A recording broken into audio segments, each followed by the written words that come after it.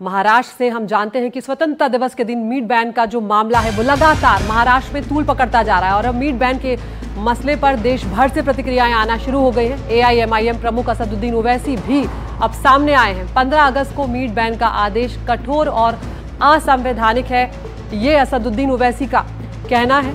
ओवैसी ने कहा है मांस खाने और स्वतंत्रता दिवस मनाने के बीच में आखिर संबंध क्या है।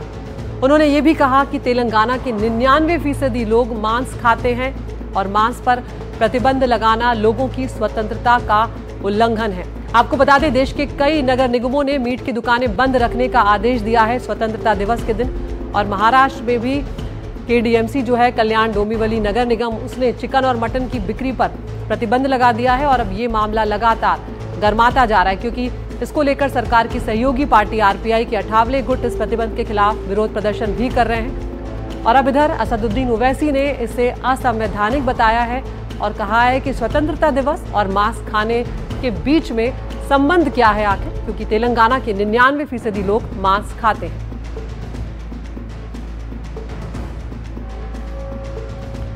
तो अब एक के बाद एक तमाम प्रतिक्रियाएं जो हैं वो इस मामले में सामने आती जा रही हैं। मीट बैन विवाद पर आदित्य ठाकरे का बयान भी सामने आया है।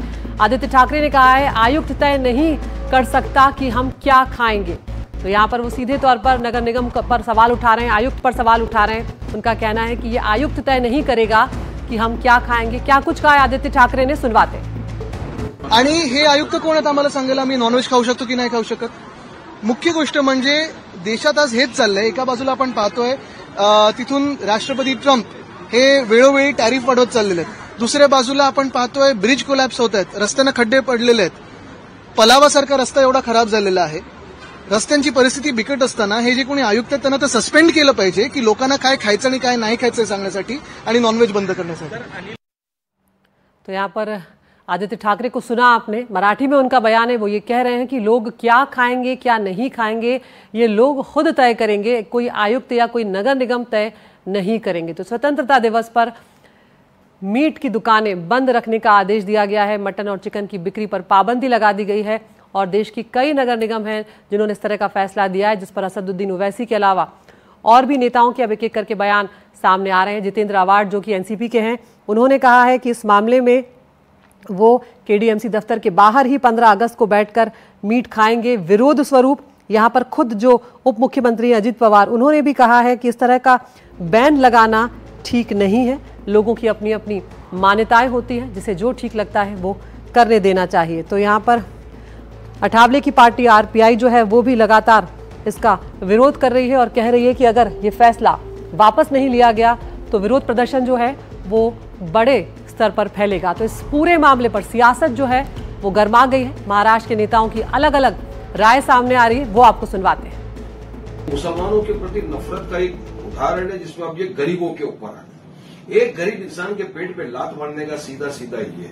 आप एक दिन किसी की दुकान को बंद करोगे, आपको समझ में आता है कितना नुकसान है। वो बेचारा गरीब लाइसेंस होल्डर है, दुकान वाला जो अपना व्यवसाय कर रहा है, जब दिन में पैसा कमाएगा रात को जाएगा उसके घर में चूल्हा जलेगा, उसके जो साथ काम करते हैं उनका चूल्हा जलेगा। ये सबको हटा के क्या दर्शाना चाहते हो?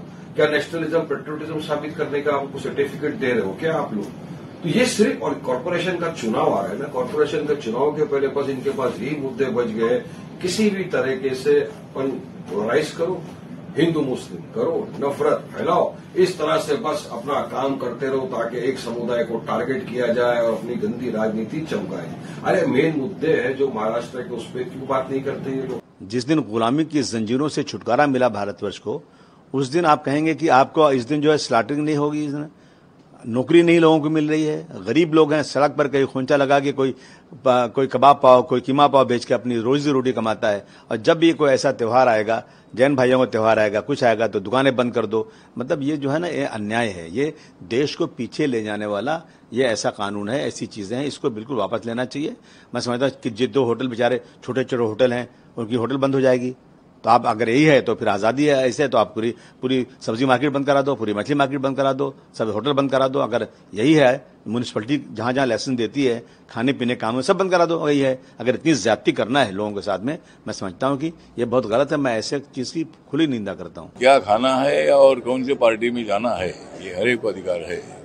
तो मुझे लगता है कि अभी पहली बार ही शायद महानगर पालिका ने ऐसा कुछ सर्कुलर निकाला है, तो मुझे लगता है कि उस पर पुनर्विचार होना चाहिए। 15 अगस्त कोई धार्मिक स्थल नहीं है, मतलब यहाँ वेज और नॉन वेज के लोग बड़ी संख्या में, नॉन वेज के लोगों की संख्या वेज की संख्या से ज़्यादा है, और इसीलिए मुझे लगता है कि ऐसा सर्कुलर निकालना ठीक नहीं है। दूसरे धार्मिक स्थल के अवसर पर ऐसा वो निकालते तो अच्छी बात है, लेकिन 15 अगस्त के लिए अभी तक ऐसा कभी मतलब सर्कुलर नहीं निकला था, उसका पुनर्विचार होना चाहिए।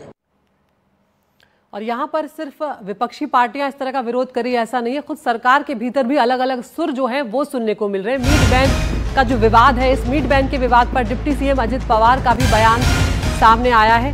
उन्होंने कहा है ऐसा प्रतिबंध लगाना गलत है, कई शहरों में विभिन्न जातियों और धर्मों के लोग रहते हैं, ऐसे में इस तरह के प्रतिबंध को अजित पवार भी गलत ठहरा रहे हैं। तो एक के बाद एक तमाम प्रतिक्रियाएं यहाँ पर सामने आ रही हैं और अब ये मामला तूल पकड़ता जा रहा है और खुद डिप्टी सीएम जो है यहाँ पर वो कह रहे हैं कि ऐसा प्रतिबंध लगाना गलत है, इसे हटाया जाना चाहिए। उन्होंने ये कहा है कि अलग अलग धर्मों, अलग अलग जातियों के लोग रहते हैं कई शहरों में, ऐसे में खाने पीने पर बैन लगाने का फैसला गलत है और ऐसा कोई भी प्रतिबंध सही नहीं है। तो यहाँ पर चाहे अजित पवार हो, चाहे अठावले हो, जितेंद्र आवाड हो, अलग अलग पार्टियों के तमाम लोग जो हैं वो इस बात को कह रहे हैं। और अगर खुद यहाँ पर अजित पवार जो डिप्टी सीएम है वो ये बात कह रहे हैं, तो अब ये देखना महत्वपूर्ण होगा कि क्या इस तरह के फैसले को स्वतंत्रता दिवस से पहले वापस लिया जाएगा या नहीं। ये जो ऑर्डर आया, सबसे पहले आपका रिएक्शन क्या था इस ऑर्डर आने पे? क्या आप आश्चर्यचकित हुए ये ऑर्डर आने पे? क्योंकि ऑर्डर पहले से ही है, ऐसा नहीं कि नया ऑर्डर आ चुका है। सबसे पहले तो मैं बोलता हूँ ये ऑर्डर ही गलत है। गलत इस तरह है, हमारे पेट पे अगर तुम पैर देंगे, आज हमारा जो धंधा है वो 3 दिन का, हफ्ते में 3 बार चलता है, एक शुक्रवार, बुधवार और संडे। ये 3 दिन में हमारा 1 महीने का खर्चा हमारा घर चलता है, एक बात। दूसरी बात है, कॉरपोरेशन ने ये जो फतवा निकाला है, ये फतवा सिर्फ कल्याण डोंबिवली महापालिका के इसमें ही निकाला है। महाराष्ट्र में किधर भी ऐसा होता नहीं है। ये महाराष्ट्र में क्या ये नया है, अलग है क्या महापालिका?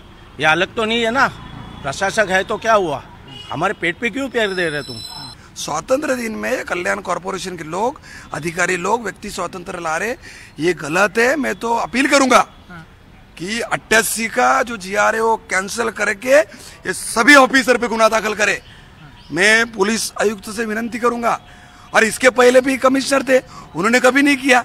लेकिन आज इस टाइम इनको क्या लगा कि सोशल मीडिया पे उपायुक्त तो बोल रहे हैं कि नहीं नहीं दुकान बंद करो, ये बंद करो, वो बंद करो। और हमारे सहयोगी अनुज रायते हमारे साथ जुड़ गए हैं। अनुज, आप कुछ हमने मीट कारोबारियों से आपकी बातचीत भी सुनी, वो भी इस फैसले के सीधे तौर पर खिलाफ है, उनका तो कारोबार से जुड़ा यहाँ पर मामला है। लेकिन अनुज, यहाँ पर अब सिर्फ विपक्षी पार्टियों की बात नहीं है, सरकार के भीतर भी अलग सुर सुनने को मिल रहे हैं। अजित पवार भी इस प्रतिबंध को सही नहीं मानते। किस तरह से बढ़ रही है यहाँ पर राजनीति अब?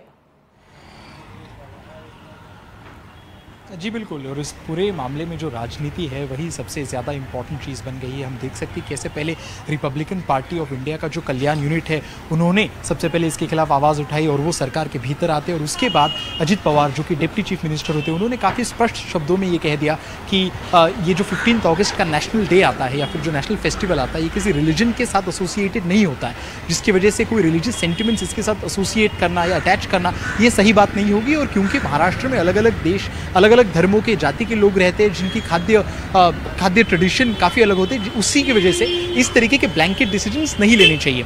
अभी हमने जब उन लोगों से बात की तो हमें एक और चीज़ मालूम हुई, और वो ऐसी थी कि वहाँ के लोकल्स या फिर जो खाटिक समाज से लोग आते हैं उनको लग रहा है कि ये सारी गतिविधियाँ आने वाले स्वराज संस्था या फिर सिविक पोल्स जिसे हम कहते हैं, चाहे वो BMC हो, कल्याण का नगर पालिका हो, नागपुर नगर पालिका हो, इनके इलेक्शंस को मद्देनजर रखते हुए किए जा रहा है। उनका ये भी कहना था कि हमने देखा है कि पिछले कुछ महीनों में कैसे पहले मराठी और हिंदी के ऊपर बात शुरू हुआ, फिर 2 हफ्ते पहले कबूतरों को लेके बात शुरू हुआ और अभी मीट को लेके एक तरीके से वाद महाराष्ट्र के कुछ हिस्सों में शुरू हो गया है, जिससे कि ऑपोजिशन इस तरीके का दावा कर रही कि ये अलग अलग समाजों के बीच में एक तरीके से तेढ़ निर्माण करने का प्रयास है सरकार के या फिर खास करके भारतीय जनता पार्टी की तरफ से। अनुज, बहुत ही संक्षेप में बताएं कि क्या नगर निगम विचार कर रही है इस तरह के फैसले को 15 अगस्त से पहले वापस लेने पर? अब तक बहुत ज्यादा लेटर्स उनको अलग अलग यूनिट्स ने, अलग अलग सोसाइटीज ने उनको प्रोवाइड कर दिए गए हैं, बट अब तक हमने कुछ ऑफिशियली सुना नहीं है, ना कि केडीएमसी से, ना ही नागपुर महानगर पालिका से। बहुत बहुत शुक्रिया अनुज आपका। अपडेट के लिए हम आपके पास लौटेंगे। तो महाराष्ट्र में मीट बैन को लेकर राजनीति गर्माती जा रही है।